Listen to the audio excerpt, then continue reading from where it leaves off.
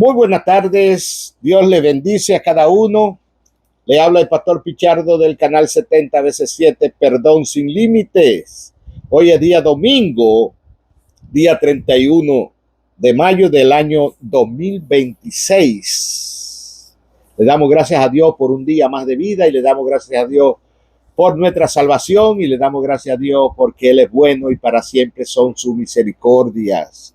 Así es que, hermano, gócese en la presencia del Señor todos los días que el Señor le da, porque no sabemos cuántos días más estaremos aquí en esta tierra y por ende hay que darle gracias al Señor todos los días, todos los días. Y yo les pido que si usted no se ha suscrito a este canal, que por favor lo haga. Suscríbase al canal, es gratis, no tiene que pagar absolutamente nada.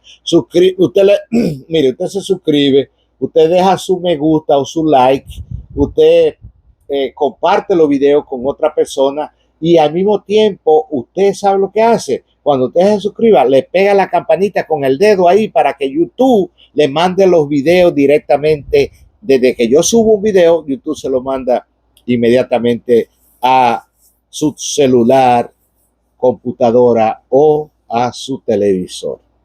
Le damos gracias a Dios porque Él es bueno, porque para siempre son sus verdades y su misericordia. Estamos hablando de las 7 iglesias del Apocalipsis y hoy toca la iglesia de Sardi.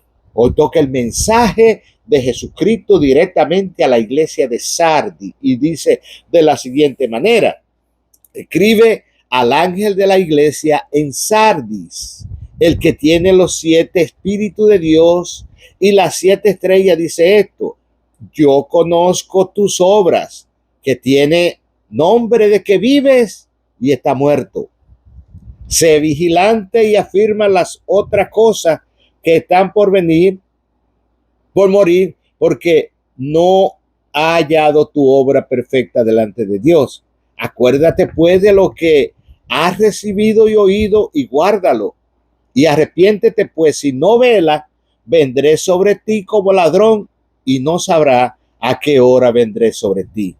Pero tiene una poca persona en Sardi que no han manchado su vestidura y andarán conmigo en vestidura blanca porque son dignas. El que venciere será vestido de vestidura blanca y no borraré su nombre del libro de la vida y confesaré su nombre delante de mi Padre y delante de los ángeles.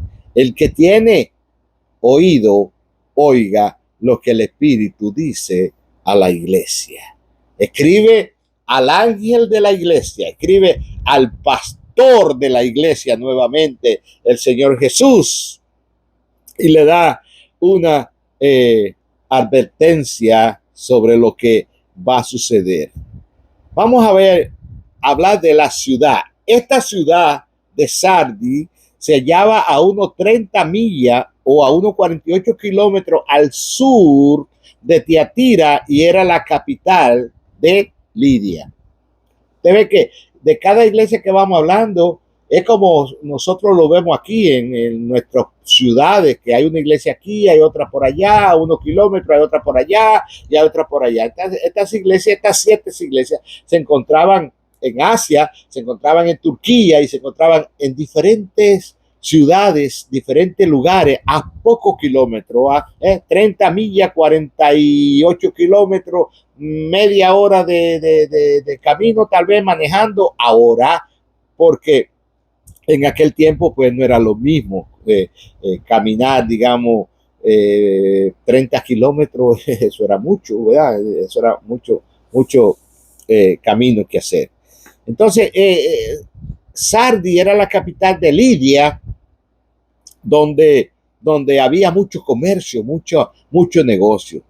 Se pensaba que la ciudad era inexpugnable, lo que es igual a algo que no se puede conquistar, ni vencer o tomar por fuerza. Era algo que estaba bien seguro esta ciudad. Pero Ciro el Grande la conquistó usando unos pasadizos secreto en la escarpada montaña donde se encontraba la ciudad. Ciro el Grande fue el conquistador de esa ciudad y Jesús le dice en Apocalipsis capítulo 3 versículo 1, el que tiene los 7 espíritus de Dios y las 7 estrellas, dice esto, yo conozco tus obras, que tiene nombre de que vive y está muerto. Ay, eso sería terrible. O eso es terrible, que el Señor no pueda decir a uno de nosotros así. A veces nosotros hemos mirado personas y decimos, parece que está viva, pero está muerta. O sea, muerta espiritualmente, como podemos decir. Entonces, el Señor le hace esta reprensión. Dice Jesús, pero tiene una pocas personas ahí en Sardi, a la iglesia está hablando, al ángel de la iglesia, pero tiene una poca persona en Sardi que no han manchado sus vestiduras y andan conmigo y andarán conmigo en vestidura blanca porque son dignas. O sea, habían buenas personas también ahí en Sardi. Apocalipsis 3:4, Dios siempre ha tenido un remanente en cada época y en cada iglesia. En cada época y en cada iglesia, Dios siempre ha tenido un remanente.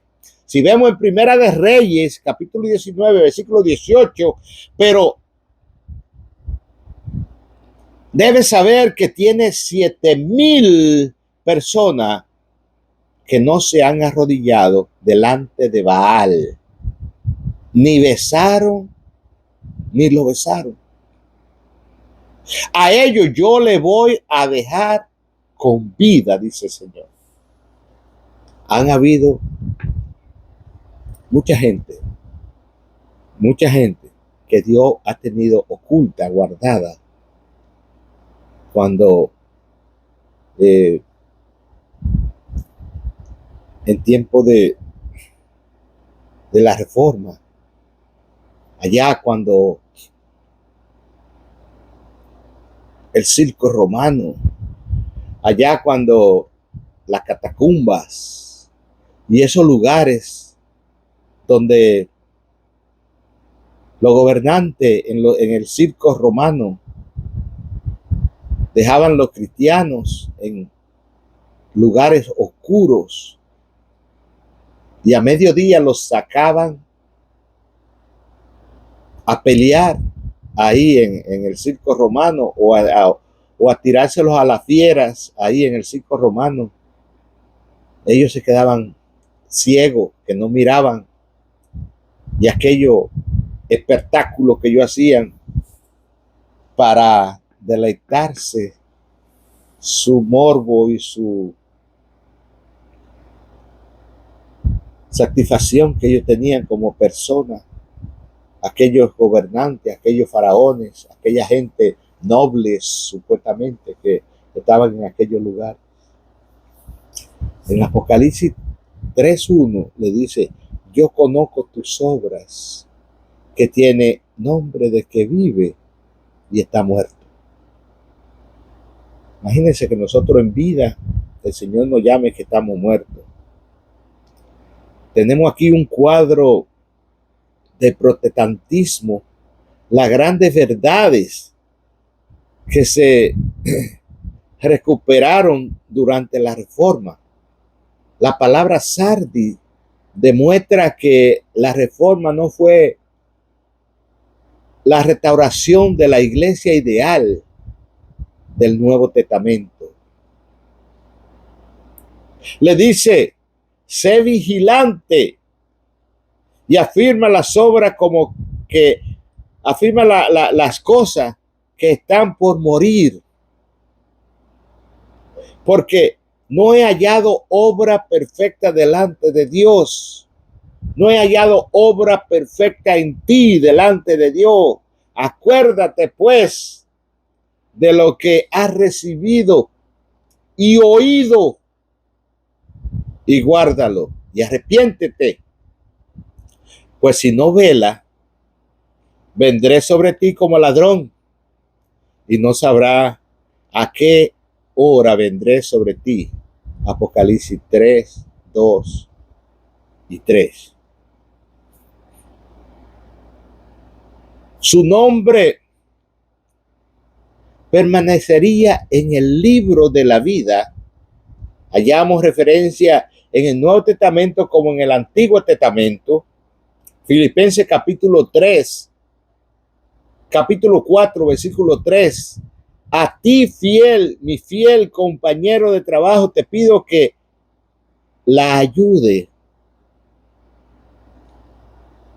Ella me ha ayudado mucho para anunciar la buena noticia, el evangelio, junto con Clemente y mis otros compañeros de trabajo.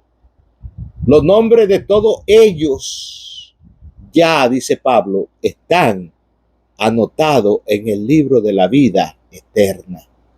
Ahí es que nosotros tenemos que procurar que el Señor tenga nuestro nombre en el libro de la vida. Que no nos diga, como le dijo a la iglesia de Sardis, como le dijo, yo conozco tus obras, que tiene nombre de que vive y está muerta. Conozco tus obras, que tiene nombre de que vive pero está muerto. Oh, mi alma te adora, Jesús.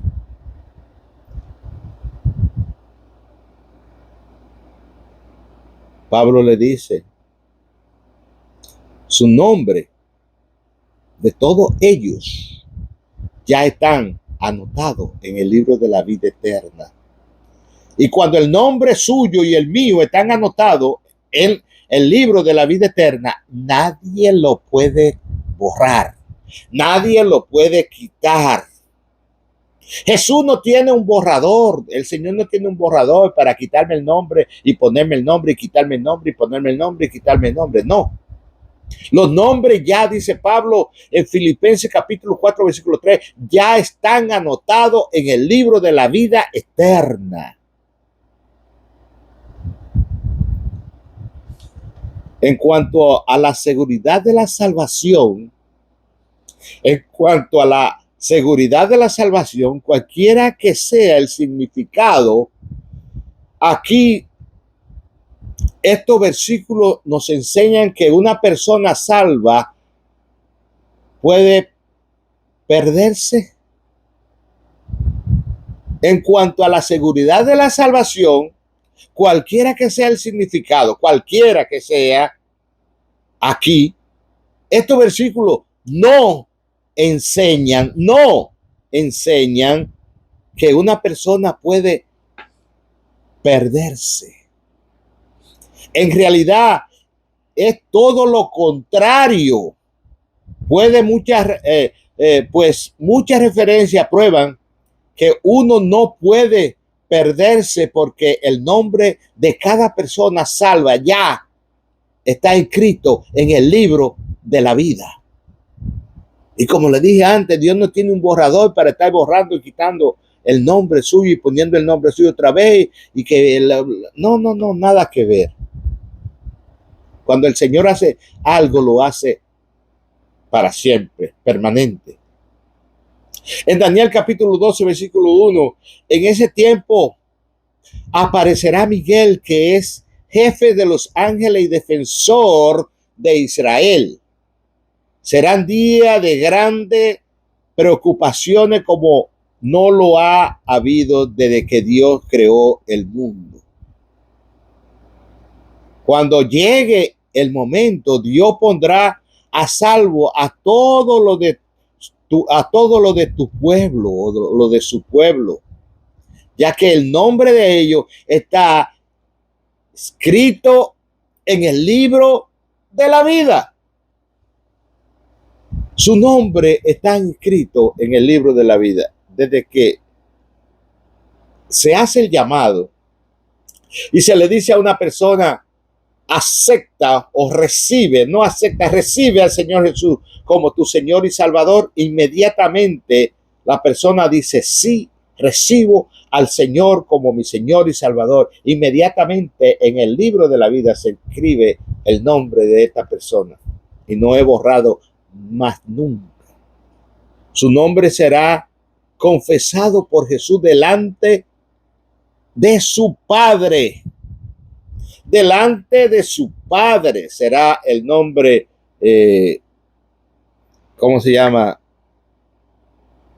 Jesús mismo confesará por su Padre su nombre. Lucas capítulo 12, versículos 8 y 9. Dice el versículo 8, si ustedes le dicen a otros que son mis seguidores, si ustedes, dice Jesús, le dicen a otros que son mis seguidores, yo, el Hijo del Hombre, le diré a los ángeles de Dios que ustedes en verdad lo son. Si yo le digo a alguien, yo soy seguidor de Jesús, Jesús va a confesar delante de los ángeles al Padre, sí, ellos o él son mis seguidores. Versículo 9 dice, pero si le dicen a la gente que no son mis seguidores, yo le diré a los ángeles de Dios que ustedes no lo son. O sea, si yo le digo, yo soy seguidor de Jesús, él le va a decir al Padre y a los ángeles, es mi seguidor. Pero si yo le digo, yo no soy seguidor de Jesús, yo no creo en Jesús, también Jesús le va a decir a los ángeles y al Padre, él no es seguidor mío. Hablemos del periodo de la iglesia ahora, en estos momentos. En 1517 a 1700, entre los héroes de estos tiempos, tenemos algunos que podemos mencionar. Y entre ellos vamos a mencionar a Martín Lutero, que quizá usted lo conoce en película o ha visto algunas escrituras o ha conocido de la historia. Martín Lutero en 1483 a 1546 fue el fundador del protestantismo. Es una de las más grandes figuras de todos los tiempos. Estudió leyes y después decidió ingresar al sacerdocio. Después de 3 años de miseria miserable que vivió él, finalmente encontró la paz en Romanos capítulo 1:17. Martín Lutero por todo se conmiseraba y por todo se sentía mal, se sentía pecador, se sentía indigno de la gracia y se sentía que todo era pecado, que todo era malo. Incluso en una vez supuestamente él miró la pierna de pollo que le pusieron al compañero de él, a uno de los monjes de ahí también, y él la miró y la codició, y entonces se iba y se confesaba con su confesador, y entonces duraba horas y horas debatiendo el problema ahí, hasta que él encontró en Romanos capítulo 1:17, que dice la palabra, más el justo por la fe vivirá. Más el justo por la fe vivirá. Ahí Martín Lutero encontró la paz. En el año 1508 se encontraba enseñando en la Universidad de Wittenberg y fue en esta ciudad el 31 de octubre del año 1517 que Lutero clavó las 95 tesis en la puerta de la iglesia, atacando la venta de las indulgencias. Era la chispa que necesitaba para incendiar a toda Europa en la diestra de Worms en el 1521. ¿Qué eran las indulgencias? Las indulgencias era una venta que hacía la iglesia en esos tiempos para perdonar a la persona, o sea, para sacarla de pena y llevarla a descansar, porque la persona morían y tenían que ir al purgatorio. Y en el purgatorio la gente tenía que hacer la misa, tenía que hacer todos los rituales que se tenían que hacer, y uno de ellos eran las indulgencias. Había que pagar, había una caja en la cual había que echar el dinero para que cuando usted echara el dinero y el dinero caía en el fondo de la caja, su familiar salía de pena y iba a descansar. Entonces, Martín Lutero estaba en contra de todas esas cosas, de esas indulgencias y de todas esas cosas, y luchó, y él clavó las 95 tesis allá en la iglesia en el idioma alemán, donde todos lo podían leer. Lutero rehusó, porque Lutero se llamó y Lutero lo querían como de vivir en ese tiempo, por todo lo que había hecho, y le exigían que tenía que retratarse de todo lo que él había escrito y había hecho. El príncipe se lo llevó allá arriba a la montaña, y allá él tradujo todos aquellos libros, y Lutero rehusó retratarse, y el pronunciado, y pronunció su famosa frase: aquí estoy y no puedo hacer otra cosa. Dios me ayude. Esos fueron cuando le pidieron que se retratara de todo lo que había dicho y todo lo que él era en sí. El pronunciado famoso de Lutero fue ese: aquí estoy y no puedo hacer otra cosa. Dios me ayude. Ellos querían que se retratara. Ellos querían que él negara lo que había escrito y que echara todo para atrás. Déjame un poquito de agua porque se seca la garganta un poco.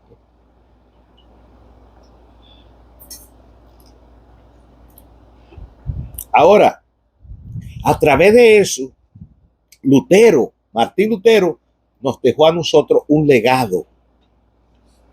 Y ese legado es el siguiente: el sacerdocio universal de los creyentes. La Biblia como la única autoridad para la fe cristiana. Y la justificación por la fe, no por la obra. Es por fe. Por fe vivimos, por fe actuamos, por fe andamos, por fe somos cristianos, por fe conocemos la palabra de Dios, por fe esperamos a nuestro Señor Jesucristo que regrese por nosotros, y por fe un día vamos a estar en el cielo, y por fe bajaremos y estaremos en el reino milenial con Jesucristo. Todo es por fe. Entonces esos son los tres legados que Martín Lutero nos dejó: el sacerdocio de los creyentes, el sacerdocio de los creyentes, la Biblia como la única autoridad para la fe cristiana. No hay otra autoridad para la fe cristiana.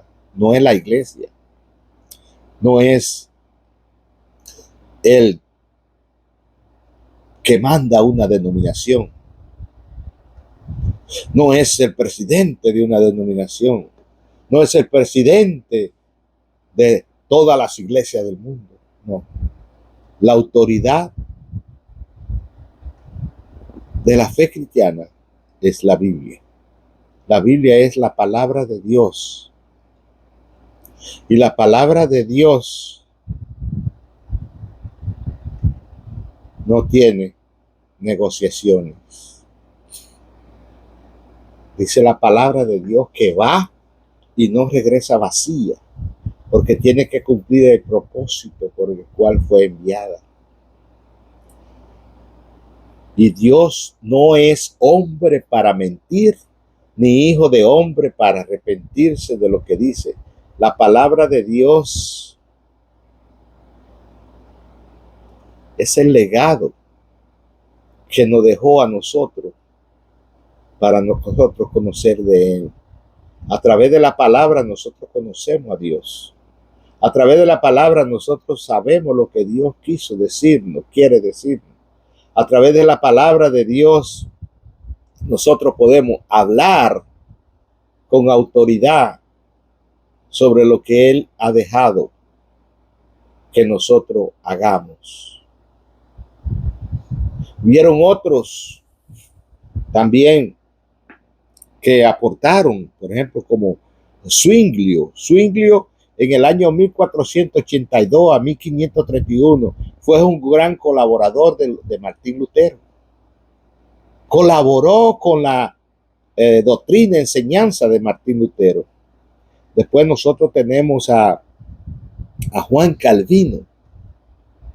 Yo me considero calvinista, y no es porque soy calvo, sino por la doctrina de Calvino. En el año 1509 a 1564 fue uno de los grandes teólogos de la fe cristiana.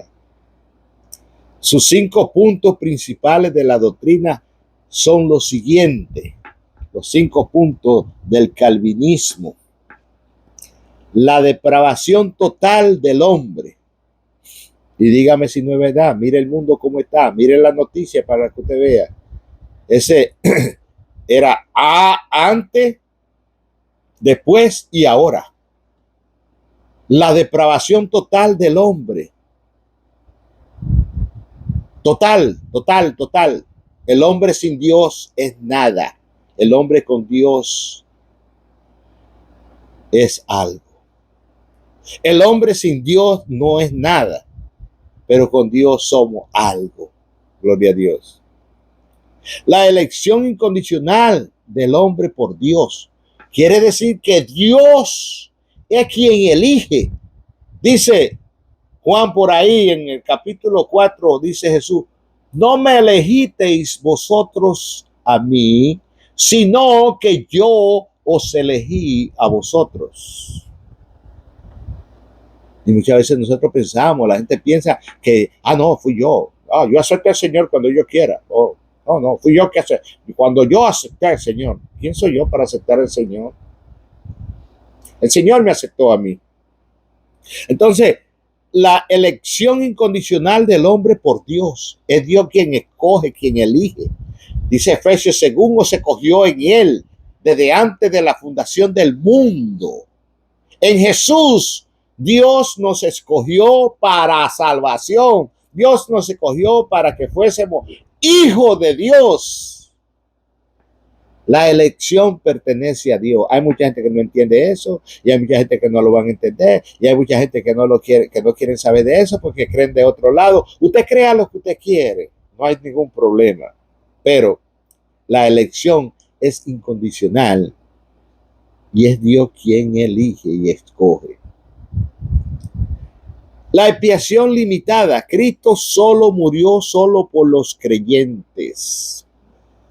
Es que nosotros nos vamos a Juan 3:16 y de ahí hacemos, ya usted sabe, Juan 3:16, porque de tal manera amó Dios al mundo para que todo aquel que en él cree no se pierda, mas tenga la vida eterna. Y lo leemos así, yo se lo puedo leer de corrido, porque de tal manera amó Dios al mundo que nos ha dado su Hijo unigénito para que todo aquel que en él cree no se pierda, mas tenga la vida eterna. El versículo 17 dice, porque no envió Dios a su Hijo al mundo para condenar al mundo, sino para que el mundo sea salvo por él. Pero el versículo 18 dice, pero todo aquel que no ha creído en él ya ha sido condenado. Y Juan 3:16 dice, de tal manera, gran manera, amó Dios al mundo, que nos ha dado a su Hijo unigénito, único, el único, no hay otro, unigénito, para que todo aquel, óigame bien, para que todo aquel, no para todo, sino para que todo aquel que en él cree. O sea, hay que leer entre líneas, a veces leer entre líneas, a veces no leemos entre líneas, a veces leemos de corrido, y ¡fum! Para que todo aquel que en él cree no se pierda, mas tenga la vida eterna. Para que todo aquel, es como lejano, es como así, como decir, por ejemplo, yo tengo 10 hermanos, para todos aquellos que crean, ¿cuánto? 2 o 3 o 4, y Dios todavía tiene misericordia.